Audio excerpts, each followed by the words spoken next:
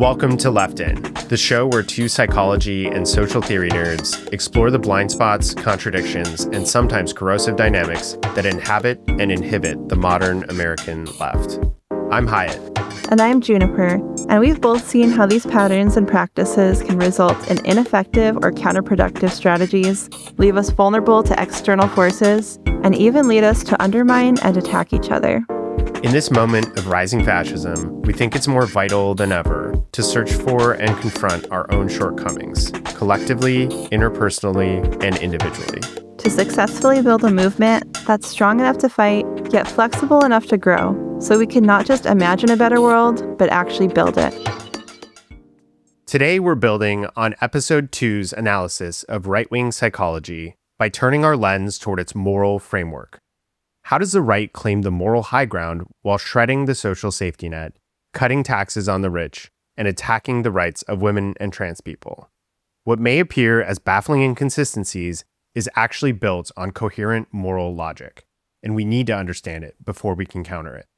While the right masterfully wields moral language to advance its goals, the left uses morality to shame the very people we need to organize.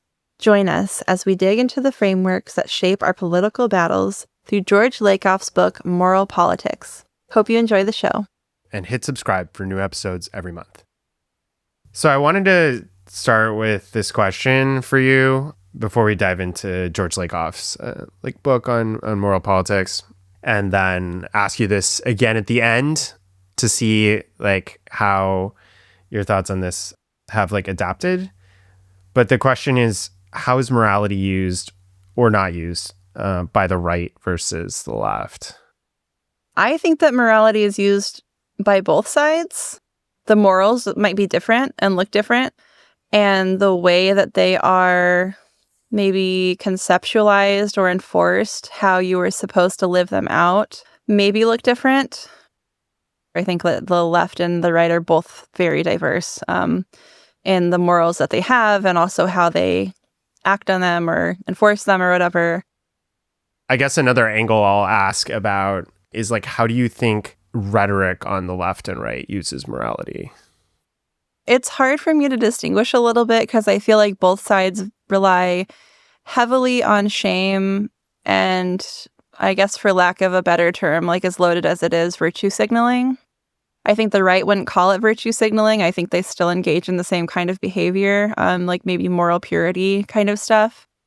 I think the right is way more attacking, I almost want to say. Obviously, their philosophy tends to be based in persecution of others in a way that I don't think that the left maybe not the left as a whole, but maybe Democrats, because when I think of Democrats, especially liberal, centrist kind of Democrats, what I think of establishment Democrats, I think of them as kind of a little bit more, not amoral, that's not the word I'm looking for, but wishy-washy, they're centrists and they're way more we can all come together and shame people for political violence, no matter where that political violence comes from, it doesn't matter. And also the left gets way more scrutiny, no matter what side you're on, for using shame tactics or political violence and stuff like that. They really take the heat for that stuff, I think, more than the right does, because it's just expected that the right is going to do that. But the left is sort of supposed to be held to some sort of, moral standard that the right aren't supposed to, they don't meet because they just aren't that or something. What do you think drives the difference in the rhetoric? I think that a side that is claiming to be centered around pluralism is going to look very different than one that is centered around homogeny. One of them is asking people to be a certain way, and then the other one is demanding that society fits their vision of a perfect society. Not that the left isn't doing that. I think they are doing that in a different way.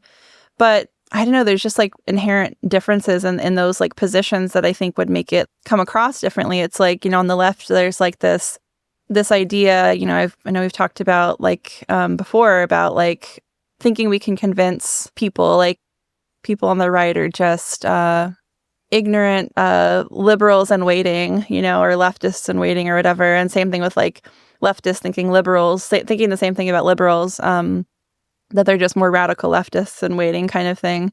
And I don't know that the right necessarily thinks of it that way. I think that, they are less humanistic, obviously less liberal, and so less like inclined towards pluralism and inclusion.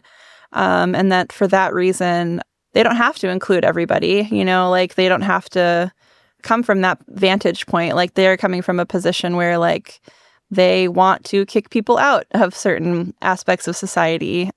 That's just my gut take first analysis, I guess. Yeah, no, that's great. That's great. So today I wanted to share this book, or like the insights from this book by George Lakoff. He's a linguist, but he has engaged a lot in politics and, actually like worked with the Democratic Party and stuff. We don't identify as liberals, and I'm not sure how he doesn't really talk about his like, he's not like, I'm a liberal or I'm a whatever. Or maybe he does actually. Okay, I take that back. But I think his ideas are still super helpful. I think he does like create a really helpful framework here. He uses like cognitive models of like family and applies that to politics. So he says that like there's two major family morality models in the US. One is like the strict father model and the other is the nurturant parent model. You might have some guesses for which is applied to which. And that these family metaphors then get applied to the nation, right? The nation is family, the government as like the parent. That kind of makes sense, right? Yeah, I mean, I definitely think so. I think it even like vibes when I'm thinking about like right-wing libertarians where like they have this kind of like fuck you, anti-authority, this rebellious kind of teenager energy. One note that he has that I think is like important to keep in mind when we're looking at this is that people don't necessarily have coherent family or political models. And so that means there's like they have a mix of different ones. We all internalize both of these to some extent. For example, there are families with like a strict parent and a nurturant mother. So just to introduce the family model before we go into like the politics, the strict father model is like the traditional nuclear family with the father as like the primary provider and protector and rule setter. And then the mother like is like the, sort of like homemaker and then supporting his authority. Rules are strictly enforced. It's like the idea of like tough love, spare the rod, spoil the child. Children are supposed to like obey. And it's all about like building character, right? Like I remember my dad totally like 100% aligned with this, including like making my mom like enforce his rules. It was definitely this idea of like tough love, being strict. Curious what your thoughts are on that family model and like how you relate to it personally as well. I feel like I had a very chaotic family of origin, like upbringing situation. Like I think it was mostly like neglect, honestly. I think there was not a whole lot of discipline. And when there was discipline, it was very inconsistent. But yeah, I mean, I don't know that I really relate with any of that. Like, I don't think I had like a lot of nurturance. I didn't have a lot of like punishment necessarily. But, like with my kids, like I'm actively setting boundaries, but I'm also like doing it in like a kind but firm way. And I'm also offering like lots and lots of nurturance. Makes sense to me, given, what I know about you and also like being on the left. So the nurturant parent model, the core of it is love, empathy, and nurturance. Responsibility grows from like being cared for and caring for others. Authority is earned, through explanation, through open communication from parents to children. Discipline and obedience. It's like based on respect rather than fear. And it doesn't mean you're not like strict and set boundaries. But yeah, the goal is to teach empathy and to create the capacity for nurturance in your own kids. And also for like strong like social ties with others in the family as well as like outside the family, the community. Yeah, I resonate with that, obviously. Like I was just explaining, about what I'm trying to do. And especially, I really resonate with like authority as something that is like earned. I think that's something that like maybe like reflecting on my own childhood, I didn't feel like I respected the authority of my parents or, my grandparents because I was also raised by them. I didn't feel like they earned it. And I think that there was this assumption on their part that they just had it, and like that they had my respect, they had the authority over me. And I felt very strongly like, you need to prove that. And I think that's, something that kind of guides my parenting, where I'm like, I don't want to end up in the teenage years or have like a young adult who hates me and who feels like I overstepped because I was trying to control them or whatever, when like, I want to feel like there's like this, collaboration, that I respect them, that the limits that I set, obviously to a degree when they're really little, they can't fully understand the limits that you set. But, like my oldest, like I know, like when I have conversations with him, sometimes there's negotiation involved where he's like, well, yeah, but I feel like this. And I'm like, okay, like I can take that into consideration. And sometimes he's right. And like I can change my position. And I think because he knows that I respect him, he respects me. And because he knows that, like, I'm not, like, pulling things out of my ass, that, like, he can trust me. He can trust that, like, I am setting limits and, coming to certain conclusions for a reason, because I'm trying to teach him something or help him learn something important that he needs to know to, like, just be a human being, I also relate in the sense that I really like the nurturant parent model. There's ways that I'm like, oh man, I feel like I wouldn't have to deal with certain things in therapy now if I had been raised more along these lines. So to go into applying strict father morality to the nation and politics, one thing is like reward and punishment, and how like important it is in terms of building self-discipline, which, we saw in the family, because you're trying to like mold somebody and supposedly like sort of help them, right? It's like, oh, this is like tough love. Life's a struggle. You have to like experience rewards and punishments in order to have like society function. Otherwise, people are going to go toward dysfunction and not work, or like do bad things because there's no like punishments for him. Taxation can fall into this, or like why taxation is such an important topic for the right is that taxation is viewed as a punishment for people who are like doing the right thing. One thing he says is that like successful business men, because it's like a strict father, patriarchy, it's patriarchy. Successful businessmen are like the model citizens, right? So anything that's like quote unquote punishing them, progressive taxation, oh, that's like actually this like horrible thing because it disincentivizes people from working hard. These are all things that we've heard many, many times, right? Yes, yeah. Yeah, what do you think? Reward and punishment. That's so interesting. I mean, it's just, behaviorism kind of stuff. You can train somebody to do the things you want them to. The part about like seeing taxation as like a punishment, like I don't think I had like conceptualized of it that way at all. Like I never, but that makes a lot of sense considering like the kind of rhetoric, on the right about taxation. That flows like sort of right into competition, which is like another extremely important value. They view competition as necessary, as moral, in order to like shape people. They view like a meritocratic hierarchy as like right, because like people need to work hard.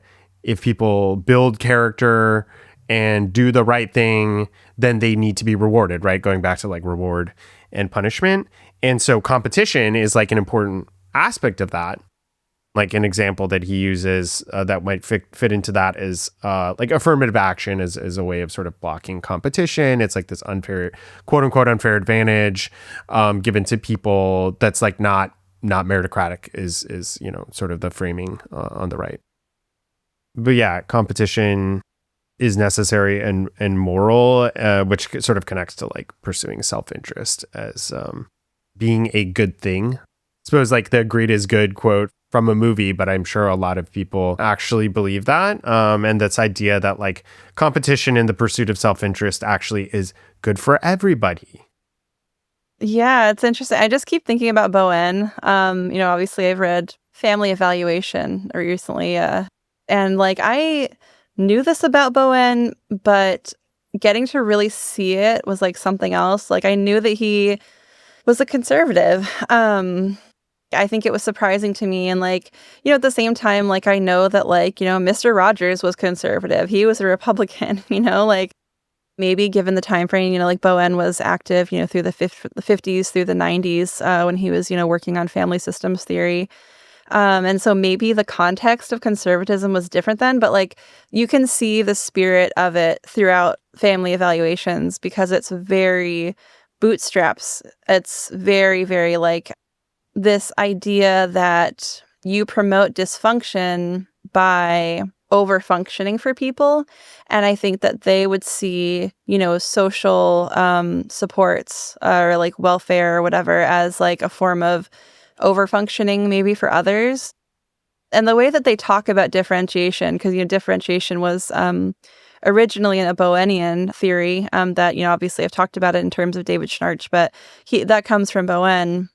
When they talk about differentiation, it's this very masculine-coded kind of stoicism, which is not the kind of differentiation that I think of when I think of Schnarch. Schnarch had a very, I think, warm, relational, intimate, vulnerable bend to how he talked about differentiation. And in the book, in family evaluations, they keep talking about emotional closeness, but they don't talk about it in this way that, like, I guess lends to the kind of warmth and intimacy that that's really about, and that like Schnarch elaborated on. It's like, you need to work on you need to raise your level of differentiation so that you aren't shying away or running away from vulnerability and intimacy, ultimately, so you can have warmth and closeness with another person. But Bowen did not think about it in those terms. And so it's like, I keep thinking about that, like, listening to this kind of like meritocracy stuff. It's interesting too because like the Bowenian like stance is that differentiation is incredibly hard to raise, especially if it's particularly low. He was very fatalistic and deterministic about it. I don't understand how you can like sort of see the world in that way and also not understand that like, oh, if there's people who are so undifferentiated that they can't function and they don't have some kind of social support, then like what happens to them? You know what I mean? Like what's the logical conclusion of that? So it's very interesting. And like I wonder how conservatism has changed, in some ways. I think that Bowen had people's best interest in mind. I totally believe that. And I totally believe that he fell into those political ideologies because he genuinely thought that's how you help people function better. That's so funny. Yeah, I never thought about that connection between like, the differentiation stuff of like, it does feel a little bit cold, a little like emotionless operation. Stoicism, like you said, is the way to be. And then you like don't have your emotions like cloud your judgment, blah, blah, blah. And I'm like, okay, like that's not really how I view the world. And emotions are like the foundation for decision making. Obviously, if you're like dysregulated, it's like a little bit different.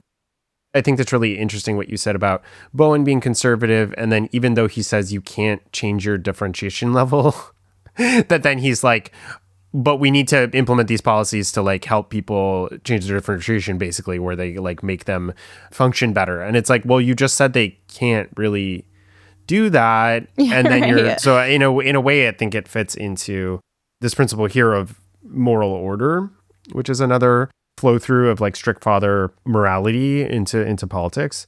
And so that's the idea that like the quote unquote natural hierarchies, God, people, nature, adults and children, men and women.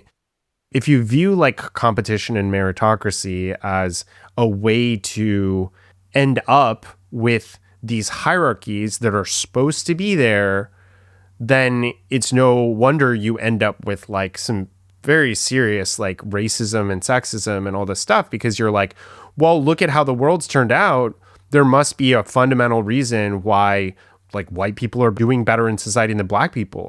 You don't even have to directly say it, but like that's the conclusion of believing that like, well, if you set up things the way, where there's competition, all this kind of stuff, like how it ends up is how it's supposed to be. Right. Completely ahistorical.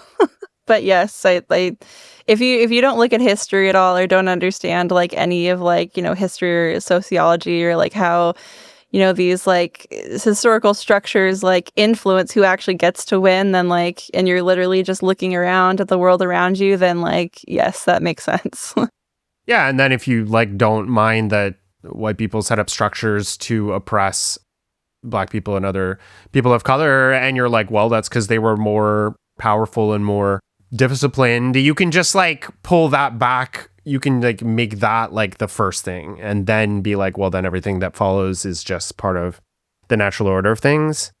This is why they're like, the right, if you talk about like class and structural things, they're just like, that doesn't like fit into their worldview because they're like, success and failure is based on like character, Merit. right? And like discipline, which is like character as like the self-discipline, self-restraint, and then like talent, and it's just like, well, this is just like how things turn out because of that. And it's not about unfair structures, right? They're not even going to consider that.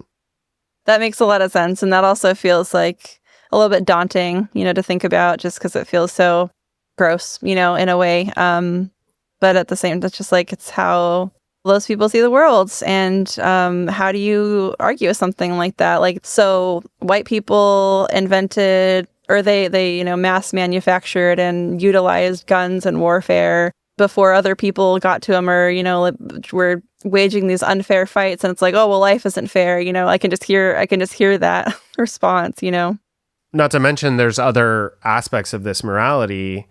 So splitting the world into like good versus evil. This is like the moral strength principle, looking at like self-denial as building strength and, failure as attributed to like weakness that then fit into justifying the use of violence. Speaking of guns, the military is like a thing that the right reveres. And the reasoning that Lakoff gives is, one, there's like this moral duty to protect, right? So like the patriarch is the protector. And so like the military sort of fits into that.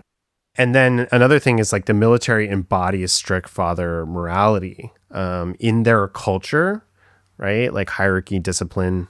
So attacks on that are attacks on strict father morality itself, which is one of the principles, is that you have to defend strict father morality against anything that might threaten it. So any competing morality model is an existential threat and has to be attacked. Other cultures, right, and other ways of viewing the world are just threats. They're just bad. Oppressing people around the world, if you have this view, it just makes sense, right? I think it flows directly from that. Yeah, that's also daunting, terrifying in a way. Just like all of these things that, I take for granted as basic humanity, like my morals, my ethics, that I completely just take for granted. So radically different that they would like justify these things that I view as like these horrible atrocities and like extremely unjust, inhumane forces that, are perpetuating like these dynamics that are preventing us from living in a better world, as I would define it, I guess. This whole thing fits together in like a really terrifying puzzle of like values and principles. The next one is also just like really, really horrible. So it's like you have these natural hierarchies. Anything that threatens or doesn't fit into strict father morality is a threat to strict father morality.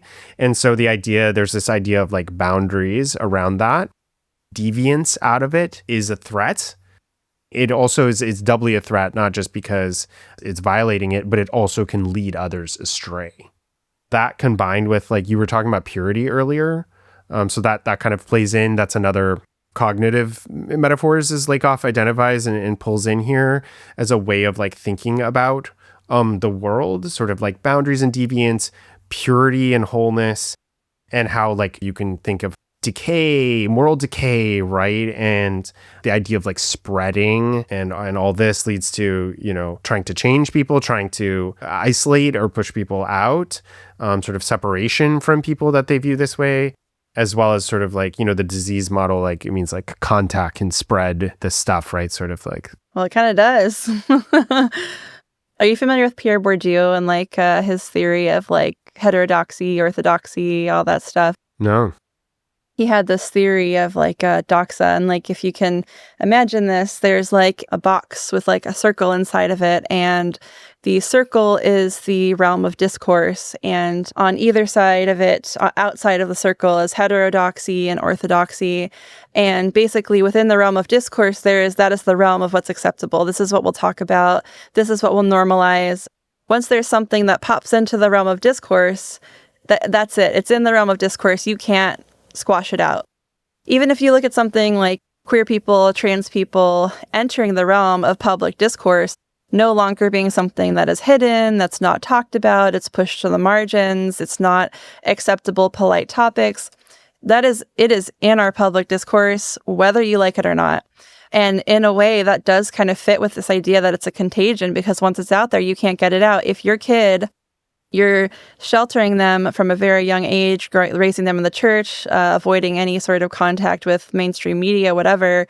And someday they learn that trans people exist, that gay people exist, and inside of them there is this interest, a desire to explore. Maybe it's who they are or whatever. Like, you can't get that out. Like, that's always going to be there. And so, like, in a way, like, they're not wrong. Like, it is a contagion. Like, once it enters the realm of discourse, it becomes possible to look at someone.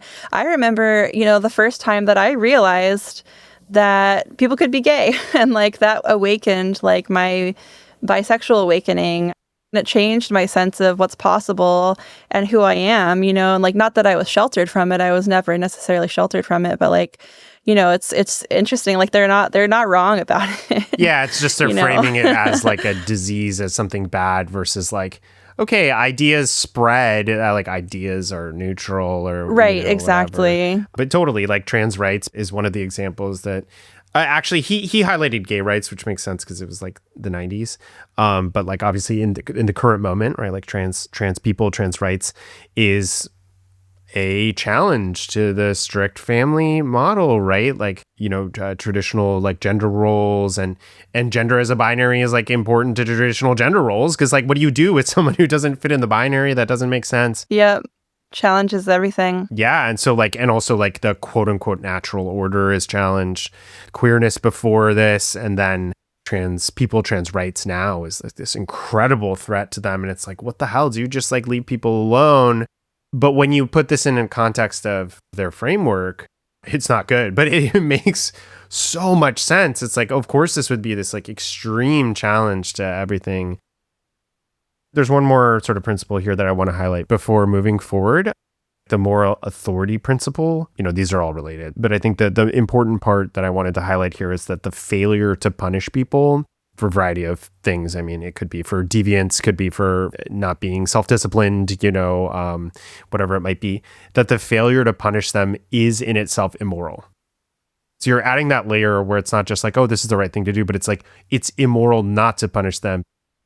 Not only are you trying to set an example, but you're also trying to help, quote unquote, the people that are deviant or that are doing these things that violate the principles. You're trying to quote unquote help them. So you can, I guess, like what is it, transition therapy? No, is that what it's called?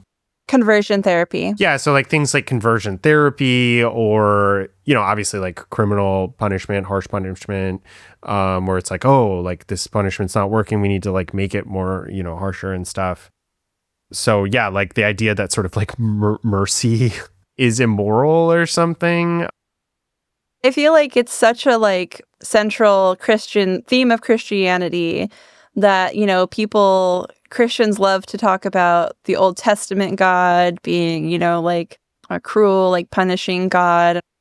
But like, especially like this idea that like, Jesus, he changed God in a way. Like, he was this new manifestation of God that was a God of mercy and love and compassion. And like, that like God's love saves us and like all of this stuff. That's so, like when you frame it in those terms, like that mercy is immoral. I don't know. That's insane. That's like, I don't understand it. It's so interesting, right? Like, it's like, well, it's worse for the perpetrator because they're not being taught a lesson. And then, it encourages bad behavior. So it's like harming society as a whole. It all like fits together in a way that like is kind of like, I don't like it, but it makes sense. Yeah, it's definitely coherent. I keep coming back to how terrifying it is to me. I think about a lot, because I know a lot of people personally who have parents who have abandoned them for being trans. And that's the rhetoric. That's what they say. They say they genuinely believe that they're doing them a favor by abandoning them and by punishing them. It's just so hard for me to wrap my head around, even understanding the logic, because I agree, it's coherent. Like it makes sense. It's a system of like logic and ethics and like values that like, yeah, like you said, it fits together, and it works in its own way. And it's the logics that have been driving, our country for hundreds of years and the Western world for centuries. Yeah, I mean, how many people don't come out of the closet or don't transition because they're like, I don't want to be cast out of my family, cast out of my community? It works in a way, right? It's like horrible, but it works. I'll spend a little less time on nurturant parent morality, but I do want to cover it just because, like, having this like frame on the left, it's like, just understanding that a bit more. Obviously, it's like often just in contrast, so it's not like we're like totally it feels like we're not ignoring it, but we were talking about like nurturance and love and respect. Yeah, so there's aspects of this that are just sort of like directly translate. You don't need to do a whole lot of like, I guess a whole lot of translation with like around like mutual respect and like explanation, right? It's like authority should like respect the people and explain things. Protection from harm is, I can't remember if I mentioned that in like the nurturant parent model, but that's like part of it, right? Of course, it's like protecting your children, protecting the people, that can be around regulation of environmental harm, of like harm to people from like industry, for example. Then like the conservative side of it is like, well, nature is a resource, and from the Bible, you have dominion over nature, over the earth. Also that like environmental regulation is like an immoral interference with like these model citizens who are like these big successful capitalists. Another one, we talked about this, like empathy as being like a core part of nurturant parent morality, neglecting care as immoral rather than neglecting punishment. That's interesting. Yeah.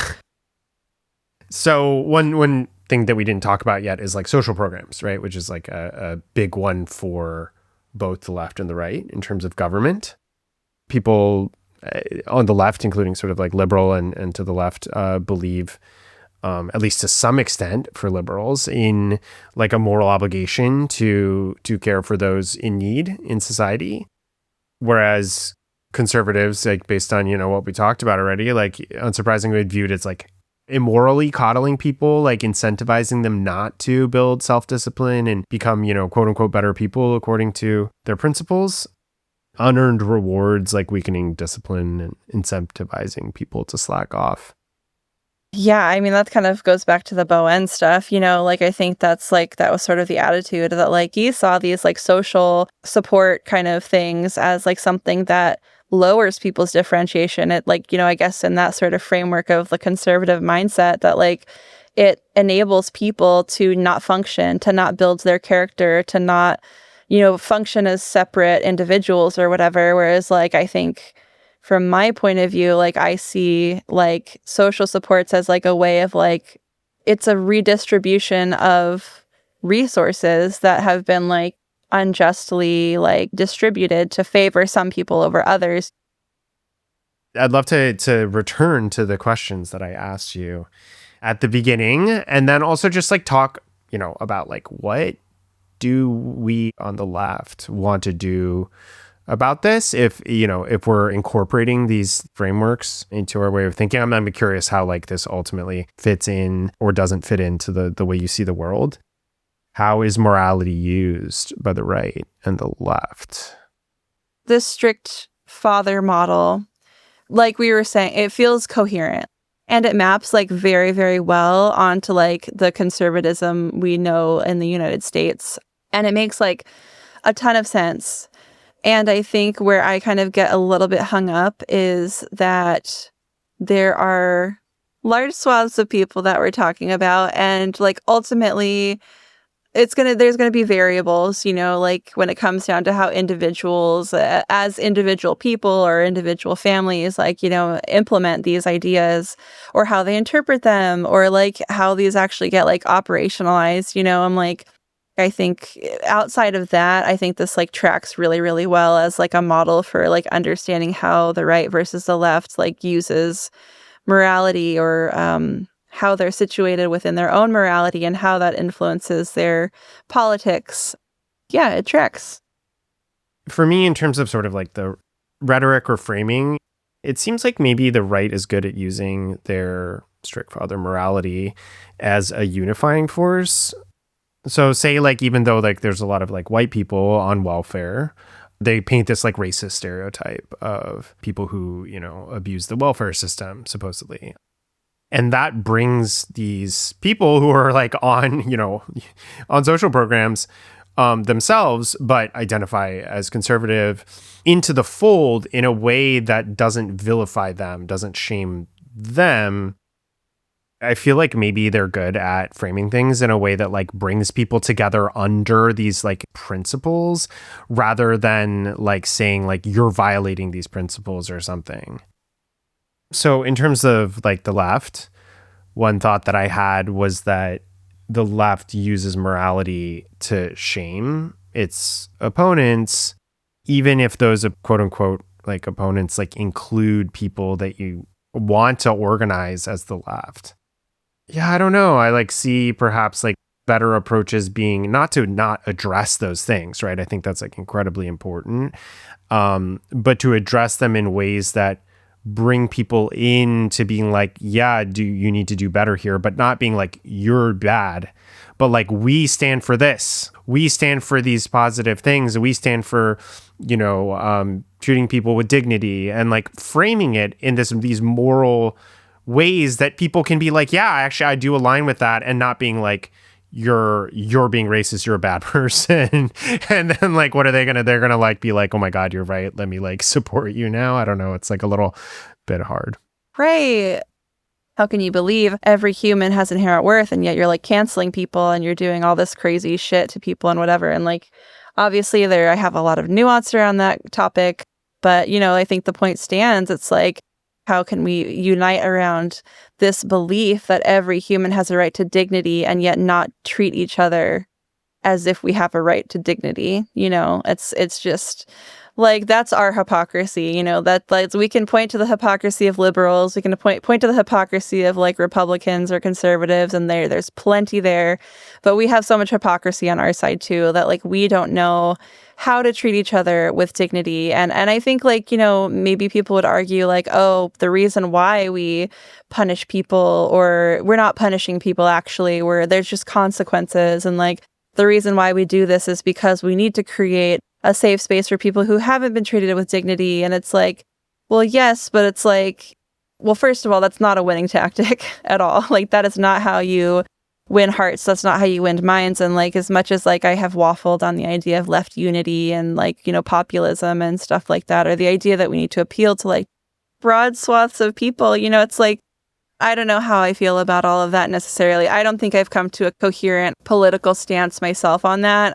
But yeah, I mean, I think that it is, I do think that it's important to treat people with dignity and like allow people to make mistakes and allow people to be like shitty, because like none of us are immune from like our enculturation into a world, like a society that is like saturated with isms, like with like patriarchy and like misogyny, with like racism, white supremacy, with these like settler colonial mentalities. Like, we were all enculturated into that, whether we fucking like it or not. And like, we are going to act on those, believe those things in ways that are going to just like slap us in the face at times. We're going to be like, oh, where the fuck did that come from? Like, oh, why did I have that reaction to this? Why do I think this? Like, oh, like, duh, like I was enculturated into the society that has these structures, and it's like wiggled its way into my psyche. And like, that's just reality for all of us. And I think we need to treat each other like as if we actually deserve basic dignity, and like, we can't be saying that we do believe in dignity and not treat each other that way. It's just like, it's interesting. And I feel like, like you were talking about, like the Republican kind of stance of villainizing social welfare programs and racializing it, despite the fact that more white people are on these welfare programs than people of color are. And in a way, they understand you can't challenge the dignity of the people that you want to win. You know, you can't get them on on your side if you're going to undermine their like basic humanity. Even if like everything about their policy and everything about their beliefs is counter to their dignity, they know they can't lead with that, you know? And it's like, it's interesting as like, I guess I think of us as the side, like true leftists, maybe not like, you know, all liberals or whatever. Like I think of us as the people who really do value that. We value like the dignity, the autonomy, the right that every single person has to enjoy and share in this earth as like a birthright, you know? And yet we don't show it with our actions. And I think politically, I don't think we've been trying that hard.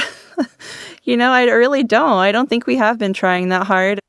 I think that's also like kind of a liberal thing, this like kind of smugness, this like self-righteousness. And like, I think a lot of leftists, I don't know if this is true for everyone. I know you have a different story than I do, but I think it's probably true for a lot of leftists that we probably came from liberal or democratic households, because I don't think that there are as many radicals as I know. I doubt that every single one of them had politically radical parents. I certainly did not.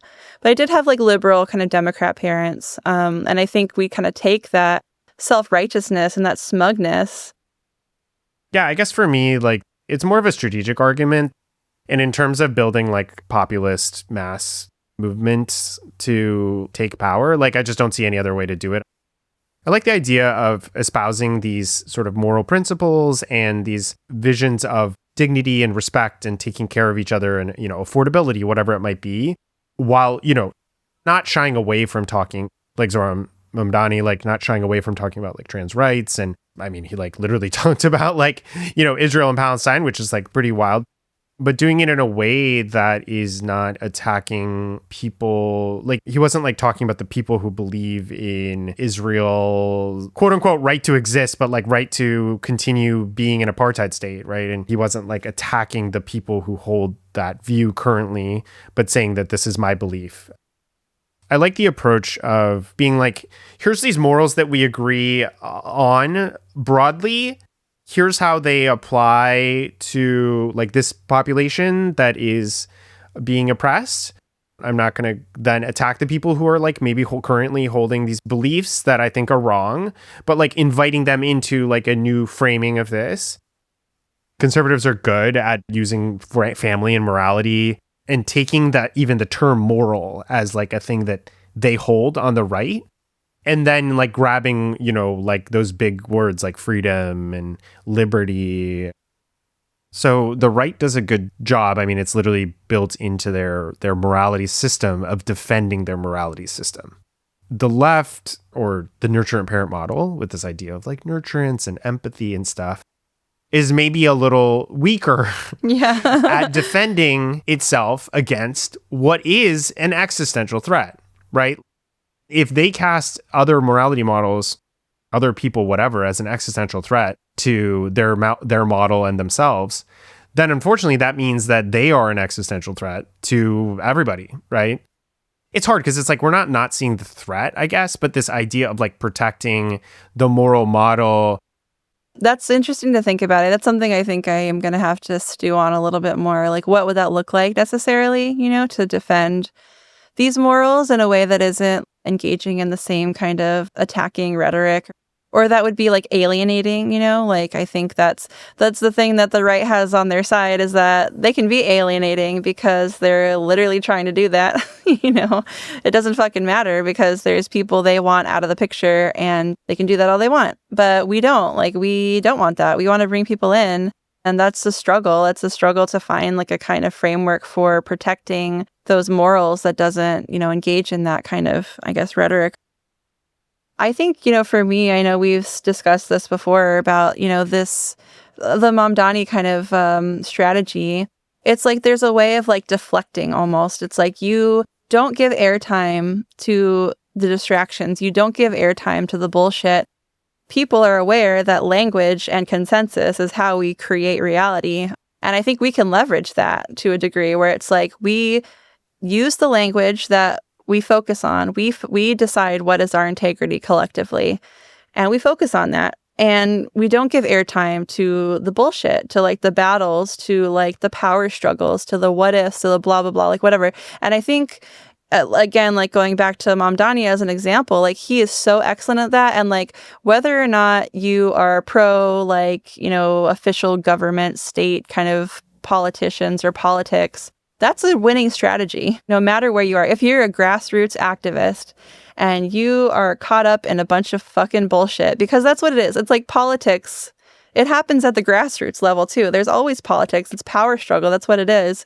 And I think that's a winning strategy, is like deciding what are your values collectively, holding integrity to those values, and creating a culture where you're not out there fucking fighting stupid fights, having dumb arguments about things that don't matter. You're focusing on the work. You're focusing on what needs to get done, and you're doing it. I think that's how I kind of maybe would conceptualize like creating a strategy of defending your morals without engaging in attacking or othering or ostracizing necessarily. That's my dream. That's my ideal, I guess. Again, Mamdani, he's like very focused on like the vision for a better New York. He does talk about like protecting people from ICE raids and stuff. Like I know he like addresses all these issues, but his core message is like a vision of a better life for everyone in New York, right? And like that's the thing he like comes back to. And it's not just this negative thing against these like horrible policies that like the Trump administration is, and he does pit himself against Trump, like very directly. He pits himself against Trump, right? So I think that is actually very important to be like, this is a existential threat to our way of being, our way of life. And he's doing the exact opposite of like what we want, which is to have dignity and a good life for everyone, which just starts with the bare minimum of affordability. But like even that is like, a big vision for people. It's also like targeted, like that he picks Trump. It feels different when it's like, Democrats are like, oh, Republicans, like, okay, that's like a huge population of people who could be part of your voter base if you weren't such an asshole. Like Mamdani is targeting like billionaires. That's not most people. And Trump, that's one person. Cuomo, that's a person. You know what I mean? It's like he's targeting individuals, and the population that he is targeting is people that aren't most people. That feels like a little different. I feel like there is definitely space. And I think in that way, those are examples of people who aren't most people, and they are, like you were saying, an existential threat. So where do you feel like you're landing today? I feel enriched with knowledge about this like new framework, and I think I'm going to be walking away from this thinking about that kind of framework and how that kind of relates to strategy and like what we need to think about going forward. Also, just like kind of grappling with that like conservative sort of worldview is interesting because, like I was saying a few times, it's hard to fathom. And like, how do you fight something like that? It's so coherent. It's like a coherent worldview. And that feels like a little bit scary, but it kind of gives me something to chew on, I think, to think about. Like, how do you appeal to people who believe that? Like, how do you appeal to people who, not that I think necessarily, I think probably the bulk of our work is actually with liberals who are like left of center and Democrats and stuff like that. That said, Republicans are a lot of people, and they are also people who are poor and who deserve dignity and who are being exploited and who are, whether or not we agree, like on our team, as people who are being exploited by a capitalist billionaire class. And also people who, in like an idealist, like, anarchist vision of the world, are people we would be making community and cooperating with, on more local like levels. I think it's something interesting to think about, like these kind of worldviews and how do we make sense of that, to look at the people underneath them. Like, why did they buy into these worldviews? And like, how do we navigate that? I think that's kind of where I'm landing with all of this. I think that caveat of like, people have a mix of the models. They're not just strictly one thing.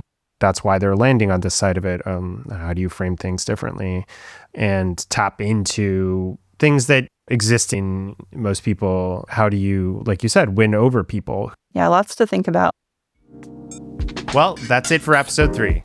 Thanks for tuning in. New episodes drop every month. Hit subscribe so you don't miss out. We'd love to know how this landed for you. Did it affirm something, challenge something, open up new questions? Drop us a line. We read every message. Find us on Instagram at LeftInPod. Thanks, y'all. See you next episode.